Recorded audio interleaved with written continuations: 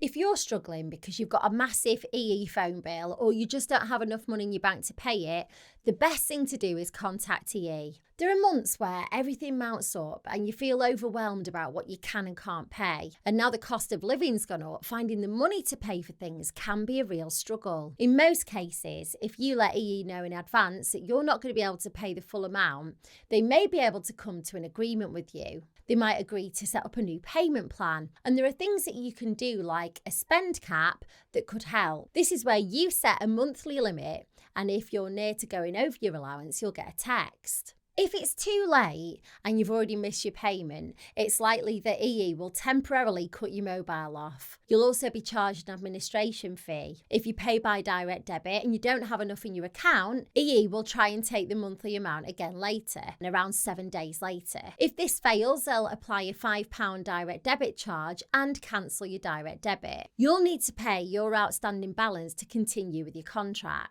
Communicating with EE before you miss a payment will make things much easier for you.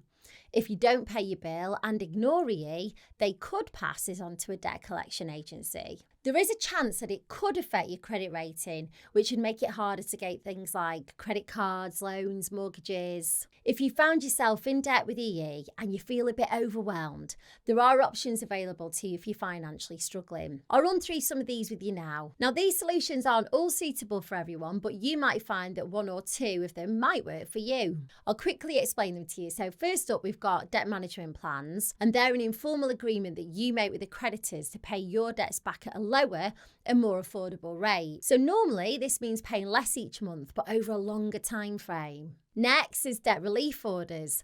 They freeze your debt payments for a full year, and then if your situation hasn't changed after 12 months, the debt's written off. The only thing is you can't own anything with significant value like a house or have more than £2,000 in savings. Another option is offering a final settlement. If you happen to have access to a large lump sum, then you can offer that to the creditors. Even if it's not for the full amount you owe, they may be willing to accept it to save them time.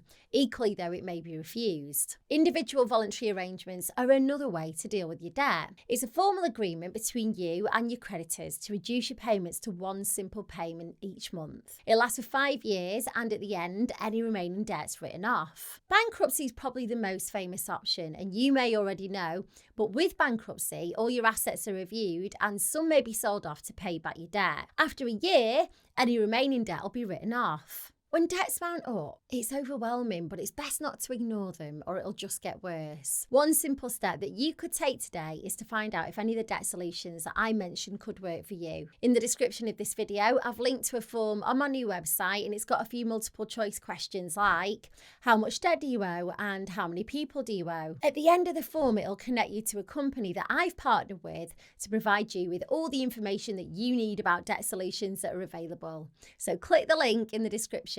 Check it out and let me know how you get on.